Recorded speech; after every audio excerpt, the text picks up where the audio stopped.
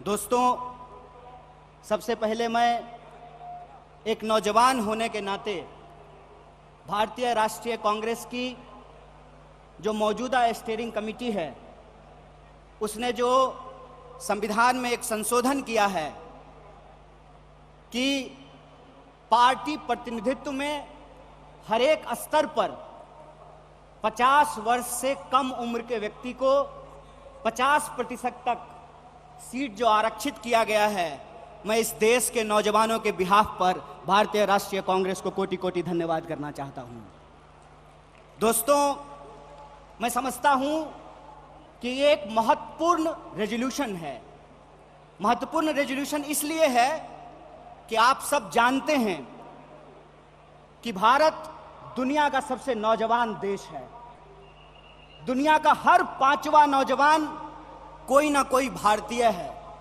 ऐसे वक्त में देश की दशा क्या होगी, देश की राजनीति क्या होगी, समाज का स्वरूप क्या होगा और हमारे आने वाले भविष्य का मुस्तकबिल क्या होगा, इसको इस देश का नौजवान तय करेंगे। कांग्रेस पार्टी ने इस बदलाव को महसूस किया है, उसके लिए हम अपने वरिष्ठ नेतृत्व को बहुत बहुत धन्यवाद देना चाहते हैं। दोस्तों, आज जब रायपुर में देश की सबसे पुरानी पार्टी उसका 50वां महाधिवेशन हो रहा है, तो हमारे सामने कुछ महत्वपूर्ण सवाल हैं और उन्हीं महत्वपूर्ण सवालों पर चर्चा करने के लिए यह हमारा डिस्कशन हो रहा है, यह प्लेनरी सेशन हो रहा है। और यहां मैं आपके बीच मौजूद हूं हमारे देश के इकोनॉमिक, आर्थिक और राजनीतिक रेजोल्यूशन क्या होना चाहिए उसके संबंध में कुछ बातें रखने के लिए। सबसे पहली बात तो हमको यह समझना चाहिए, देश की अर्थव्यवस्था देश के लोगों को नजरअंदाज करके नहीं चल सकती है। कोई भी ऐसी आर्थिक नीति जिसमें देश के लोगों को नजरअंदाज किया गया है, वो आर्थिक नीति देश की आर्थिक नीति नहीं हो सकती है। और आज हम जिस मोड़ पर खड़े हैं, हम देख रहे हैं कि नारा देश का लगाया जाता है, नाम देश का लिया जाता है और तिजोरियां दोस्त की भरी जाती है। ऐसी आर्थिक नीतियां आज इस देश के अंदर लाई जा रही है।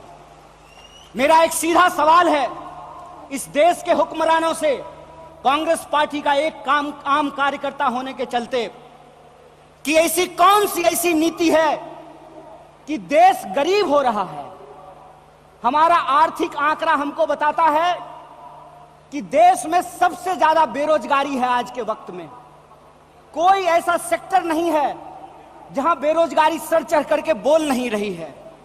आप तमाम सर्वे उठा करके देख लीजिए, लगातार अमीर और गरीब की खाई बढ़ती जा रही है। इस देश के संसाधनों पर मुट्ठी भर लोगों का कब्जा होता जा रहा है। वैसी परिस्थिति में जो देश की संकल्पना है, जिसको महात्मा गांधी ने देखा है, जिसको मौलाना अबुल कलाम आजाद ने देखा है, जिसको सुभाष चंद्र बोस ने देखा है, जिसको श्रीमती इंदिरा गांधी ने देखा, जिसको स्वर्गीय राजीव गांधी ने देखा, जिसको इस देश की संविधान ने इस रूप में वर्णित किया है कि देश देश के लोगों से बनता है। जब देश देश के लोगों से बनता है तो आप मुझे बताइए कि देश कैसे गरीब हो रहा है और देश के 2-4 पूंजीपति कैसे अमीर हो रहे हैं। यह कौन सी ऐसी जादू की छड़ी है जो मौजूदा सरकार चला रही है। आप मुझे बताइए कि आम लोगों की आमदनी घटती जा रही है और देश के 1-2 पूंजीपति दुनिया के अमीरों की सूची में जाकर के शुमार हो जाते हैं। मैं यहां यह बात स्पष्ट कर देना चाहता हूं, हमारी पार्टी अमीरों के खिलाफ नहीं है, हमारी पार्टी पूंजीपतियों के खिलाफ नहीं है, हमारी पार्टी उद्योग धंधों के खिलाफ नहीं है, हमारी पार्टी उद्योगपतियों के खिलाफ नहीं है। लेकिन हम ऐसा देश नहीं चाहते हैं जहां आम लोगों के पास रोटी नहीं हो और प्रधानमंत्री के पास चलने के लिए 8,500 करोड़ का विमान हो। हम ऐसा देश नहीं चाहते हैं कि इस देश के आम लोगों के हाथ में शिक्षा नहीं हो, कलम नहीं हो, स्लेट नहीं हो, कंप्यूटर नहीं हो, मोबाइल नहीं हो और इस देश की जो सरकारी संपत्तियां हैं, बीएसएनएल, बीएसएनएल के बारे में क्या कहा गया? बीएसएनएल के बारे में कहा गया, बीएसएनएल का मतलब होता है भाई साहब नहीं लगेगा। अरे भाई साहब नहीं लगेगा तो आप मुझे बताइए कि जियो धन धनाधन कैसे करेगा? यह सवाल आज इस देश के सामने खड़ा है। सरकार क्या करेगी? यह सवाल मैं पूछना चाहता हूं इस देश के नीति निर्माताओं से कि अगर एयर इंडिया नहीं होगा, जब देश में नहीं होगा एयर इंडिया, तो आप बताइए क्या करेंगे ज्योतिरादित्य सिंधिया?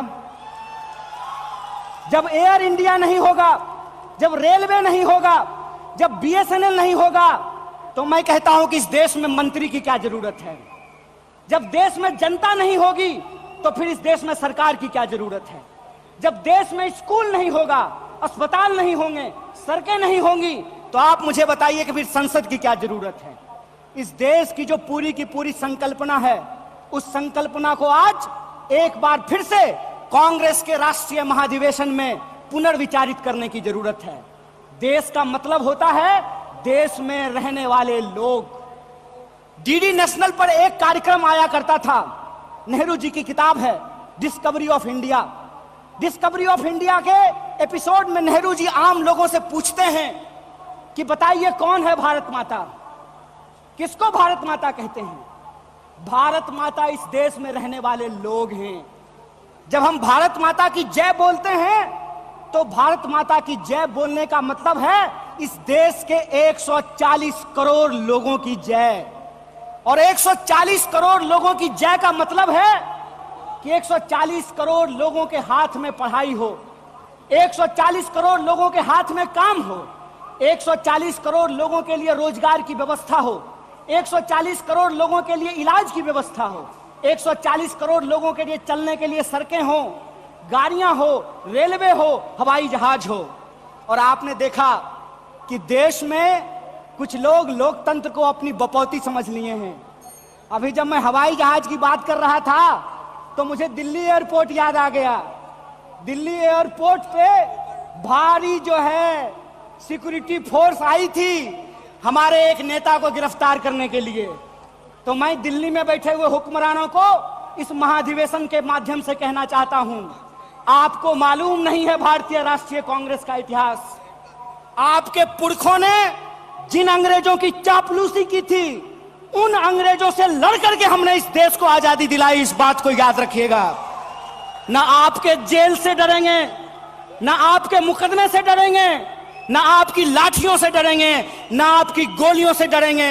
भारतीय राष्ट्रीय कांग्रेस इस देश की पार्टी है और इस देश के हकूक के लिए लड़ती रहेगी। इस बात को याद रखिएगा। और आज के समय में जो आर्थिक लूट की नीतियां चल रही हैं कि प्राइवेटाइजेशन ऑफ प्रॉफिट और सोशलाइजेशन ऑफ लॉस, फायदा होगा तो अदानी का और नुकसान होगा तो एलआईसी का, ये हम नहीं चलने देंगे। इस बात को आप याद रखिएगा। फायदा होगा तो प्रधानमंत्री जी के दोस्त का और नुकसान होगा तो इस देश के आम लोगों का पैसा जो एसबीआई में पड़ा हुआ है उसका, ये हम नहीं चलने देंगे। इस बात को याद रखिएगा। इसीलिए हमारा पॉलिटिकल और इकोनॉमिक रेजोल्यूशन ये है कि भारतीय राष्ट्रीय कांग्रेस इंडियन कॉन्स्टिट्यूशन का सेफ गार्ड है। हम इंडियन कॉन्स्टिट्यूशन के पहरेदार हैं, हम इंडियन कॉन्स्टिट्यूशन के असली चौकीदार हैं। इस बात को याद रखिएगा। और इंडियन कॉन्स्टिट्यूशन इस बात को रिजॉल्व करता है, we the people of India.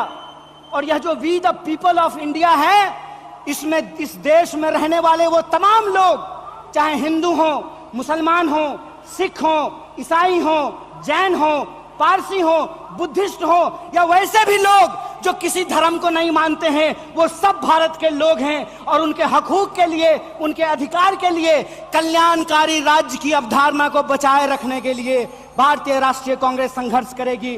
और यही जो पॉलिटिकल रेजोल्यूशन है कि हम देश के लोगों के बुनियादी सवालों के लिए, रोजी रोटी, कपड़ा, मकान, शिक्षा, स्वास्थ्य, सड़क, बिजली, पानी और इस देश के संविधान के लिए संघर्ष करते रहेंगे। इसी आशा और उम्मीद के साथ आप तमाम सम्मानित मंच और आप तमाम प्रतिनिधियों का एक बार पुनः स्वागत करते अपनी बात को खत्म करूंगा। शुक्रिया। इनकलाब जिंदाबाद, जय हिंद, जय भारत, जय कांग्रेस।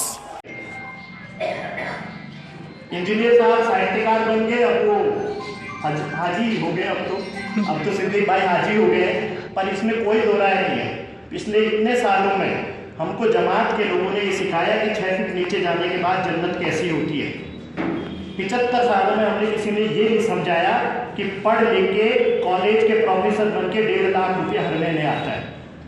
वो 6 फीट नीचे जमीन में ले जाके ये समझा गए कि जन्नत कैसी होती है, और सारा मेवात जन्नत की तैयारी कर रहा है। अभी नूह में 10 लाख लोग आए, बताइए ना। सुनकर देखो, सुनकर देखो, सुनकर देखो जी, ममता राहुल मोदी बोले, लिखे जितेंद्र जी।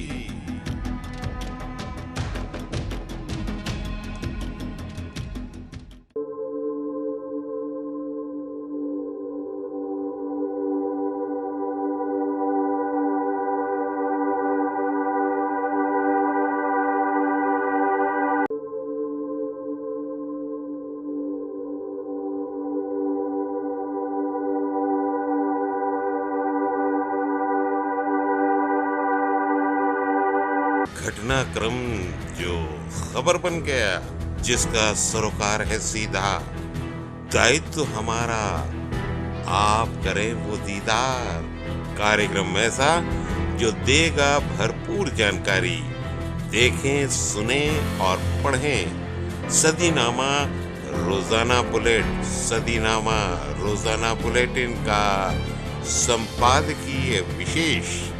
सब्सक्राइब करें, कमेंट्स करें, क्यूटी काटें और मेंबर बने यूट्यूब चैनल सदीनामा।